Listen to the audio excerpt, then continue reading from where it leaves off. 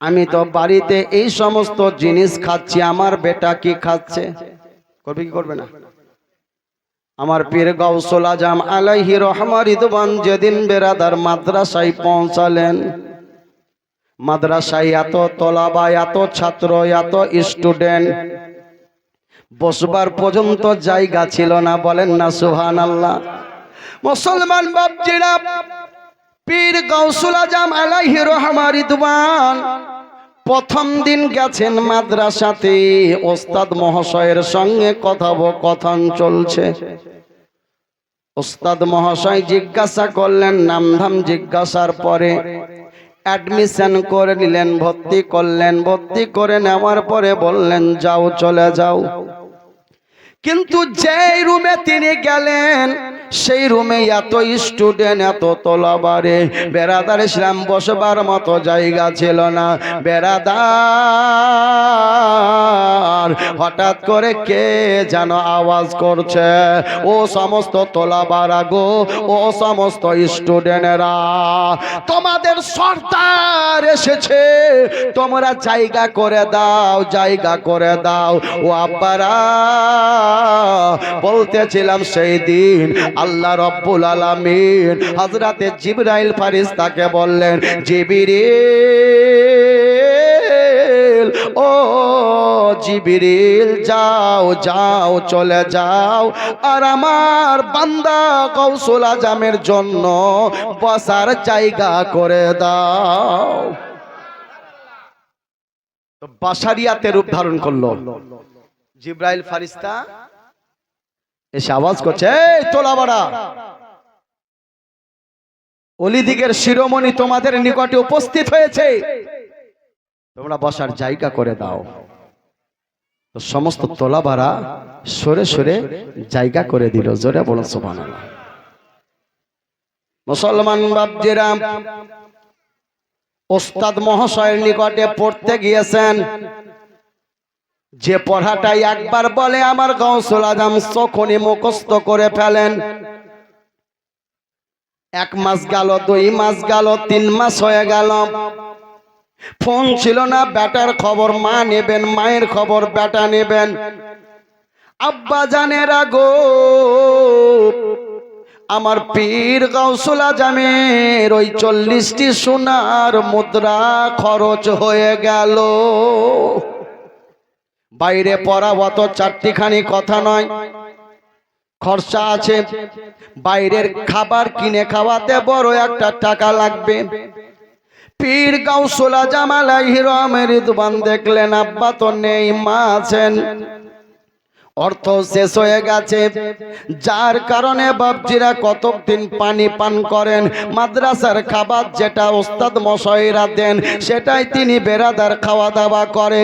কিন্তু কোনোদিন কার জন্য, একটিবারের জন্য ক্লাসে ফাঁকি দেন না।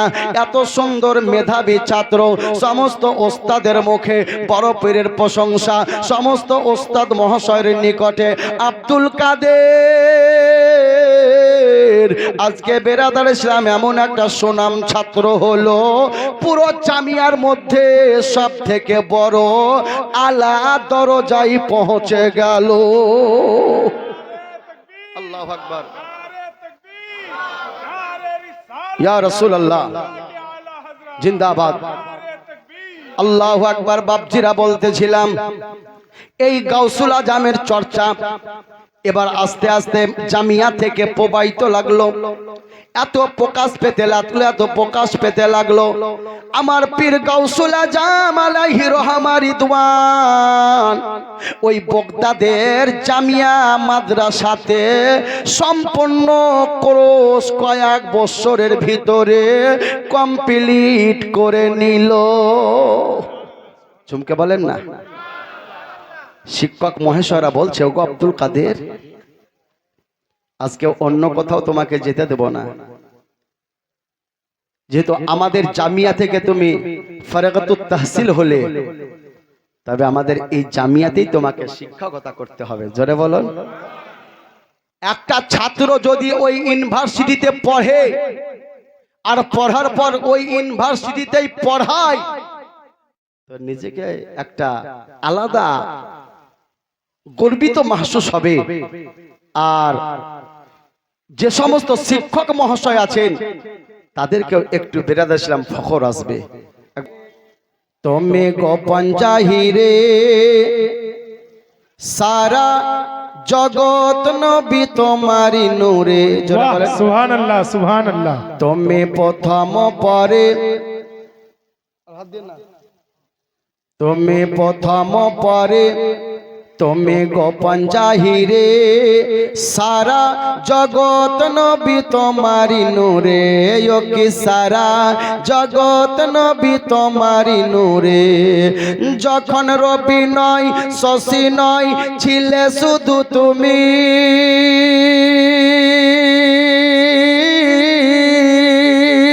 যখন রবি নয় শশী নয় ছিলে শুধু তুমি। আর তোমার শিলাতে সৃষ্টি হলো সারা ভূমির। সারা জগৎ নবী তোমারি নূরে। ও কি সারা জগৎ নবী তোমারি নূরে। তুমি প্রথম পরে, তুমি গোপন জাহিরে সারা জগৎ নবী তোমারি নূরে। ও কি সারা জগৎ নবী তোমারি নূরে। হাত উঠিয়ে বলেন ইয়া রাসূলুল্লাহ। ওকে কেঁপে যেত মক্কা ভূমি জুলুম সহায়, নিজের বেটি পুঁতে দিত এই মাটির তলায়। ওকে কেঁপে যেত মক্কা ভূমি জুলুম সহায়, নিজের কন্যা পুঁতে দিত মাটির তলায়। তোমায় পেয়ে জ্ঞান পেয়েছি, পেয়েছি সান্ত্বনা,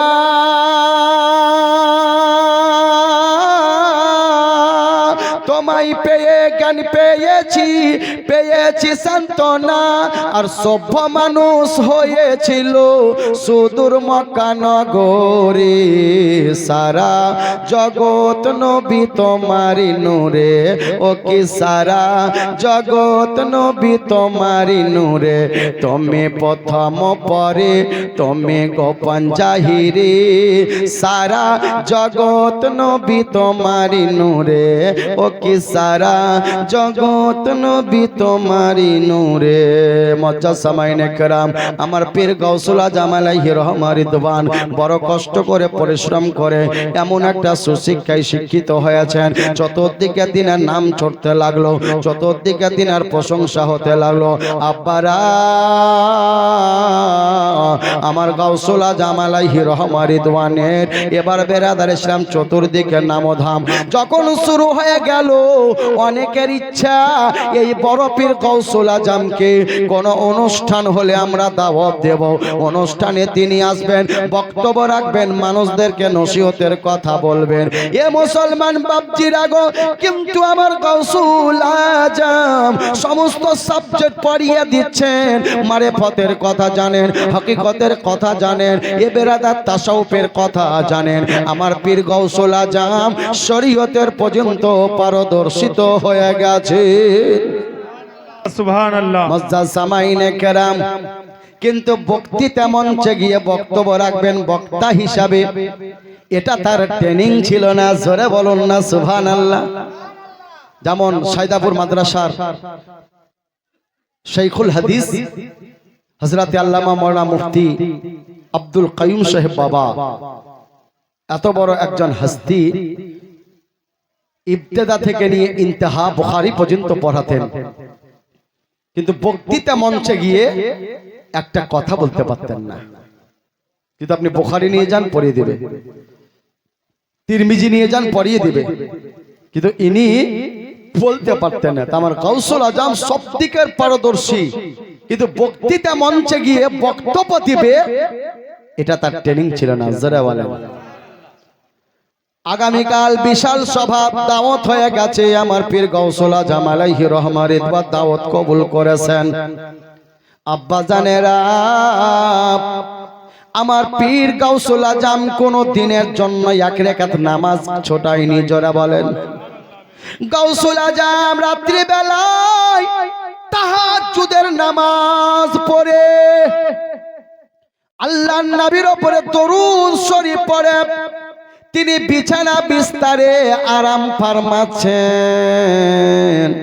হায়রে আমার দয়ার নবী মোস্তফা মদিনা থেকে গৌসুল আজমের ঘরে এসে গেছে। আমার আব্দুল কাদের ও আমার লাল, চিন্তা করিও না, আমি নবী মোস্তফা তোমার জন্য তোমার ঘরে আমি এসেছি। ওগো আব্দুল কাদের, তোমার জবানটা একবার খোলো। বড় পীর আব্দুল কাদের জিলানী বলছেন, স্বপ্ন যুগে আমি আমার রাসূলের পাককে দর্শন করতেছি। আমার রাসূলকে আমি সালাম জানালাম, রাসূল আমার সালামের জবাব দিলেন। মুসলমান আব্বা জানের আগো এমন সময় আমার পীর গাউসুল আজম বলেন, আমি জবান খুললাম আর আমার দয়ার নবী মায়ার নবী নিজের থুতু মোবারক লাবে দেহান আমার জবানে ভরে দিল। মুসলমান বাপজিরা, যাও আব্দুল কাদের যাও, বক্তৃতা মঞ্চে যাবে আর বক্তব্য কোনো জায়গায় ছুটবে না। মুসলমান বাপজিরা গো, আমার গাউসুল আজম আলাইহি রহমা রিদওয়ান স্বপ্ন যুগের নবীকে দেখলেন। নবী মুস্তাফা থুতু মুবারক আমার পীর গাউসুল আজমের মুখে দিয়েছেন। আর সকাল বেলায় এ বেরাদার গাউসুল আজম আলাইহি রহমা রিদওয়ান ফজরের নামাজের পর খাওয়া দাওয়া করে ওই মঞ্চে গিয়েছেন। 1000 মানুষ নয়, 2000 মানুষ নয়, কম বেশি ওই বক্তৃতার মঞ্চে 1 লক্ষ মানুষের জামাত এসে গেছে। কতজন?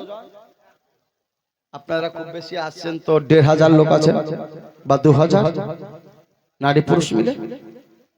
আমার গাউসুল আজম আলাইহি রহমা রিদওয়ান এত সুন্দরভাবে বক্তব্য দিচ্ছিলেন, বিনা মাইকে বিনা বক্সে।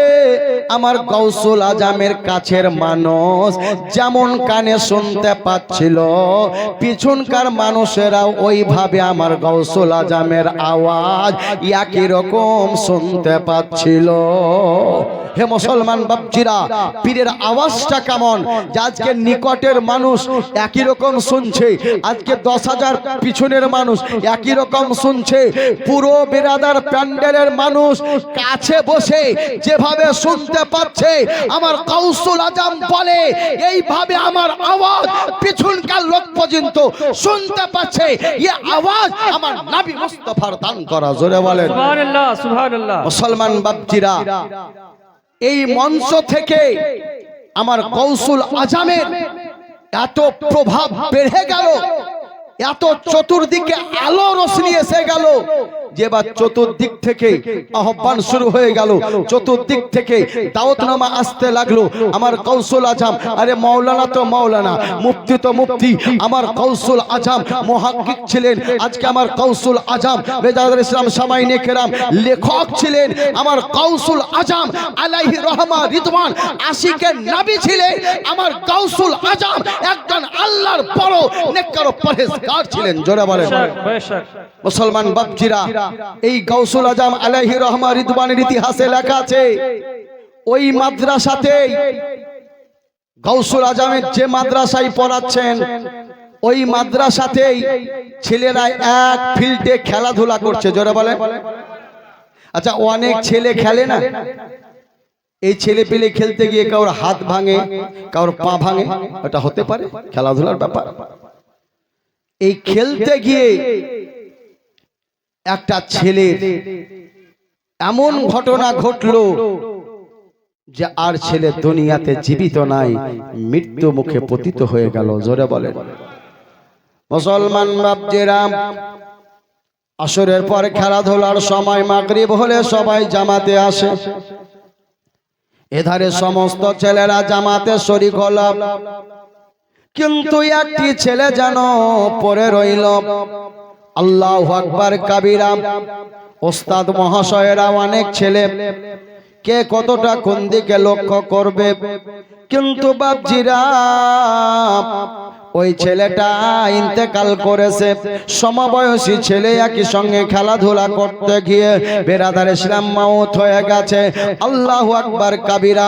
অনেক ওস্তাদ জানতে পেরেছে, কিন্তু সেই যুগে মোবাইল ছিল না যে মোবাইলে ফোন করবে। কিন্তু মা দরদির মনের কি আবেগ বা ইচ্ছা, সেই দিনই গাউসুল আজমের মাদ্রাসায় পৌঁছে গেছে। জোরে বলেন। মা আসার পরে গাউসুল আজমের কাছে দরখাস্ত করলো, হুজুর আমার ছেলেটাকে কতদিন ধরে দেখিনি, আমি মা দেখার জন্য এসেছি।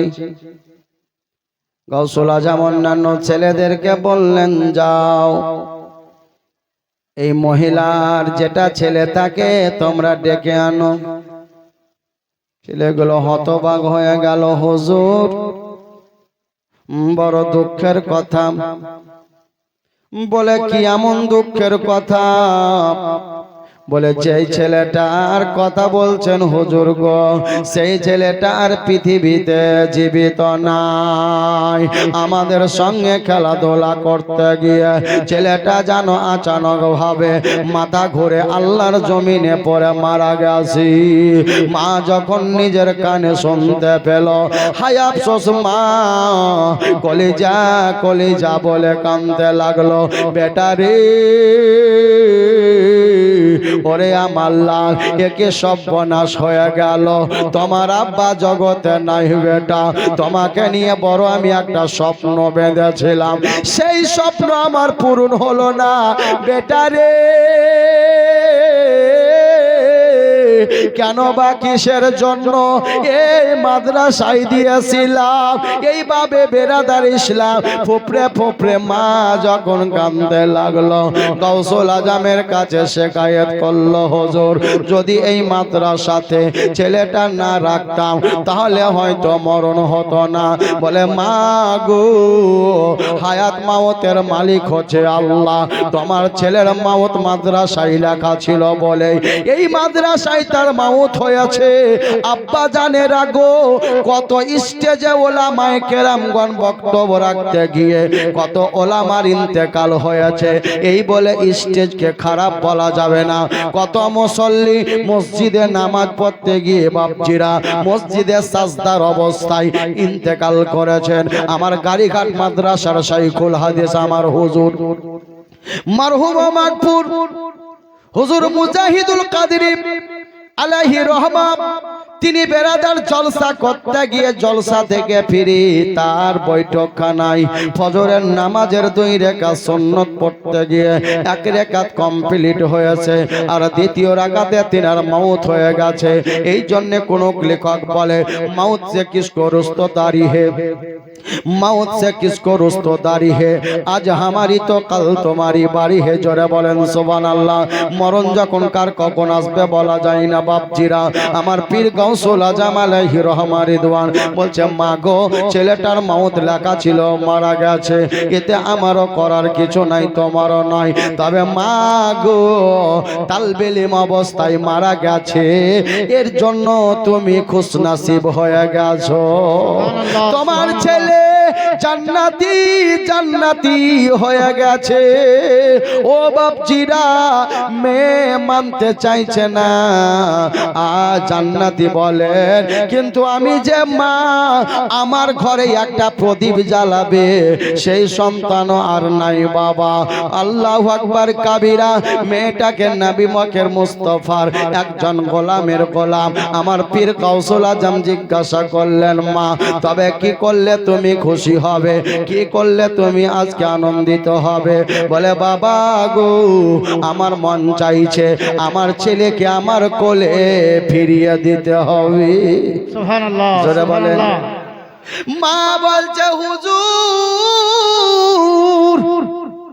যদি আমার ছেলেকে আমার কোলে ফিরিয়ে দেন, আমি পেয়ে যাই, আমার অন্তর জুড়িয়ে যাবে। মুসলমান বাপজিরা, আমার আপনার পীর গাউসুল আজম বলছে, মা গো তুমি তাহলে খুশি হয়ে যাবে বলে হ্যাঁ, তুমি আনন্দিত হবে বলে হ্যাঁ, তোমার মন ভালো হবে বলে হ্যাঁ।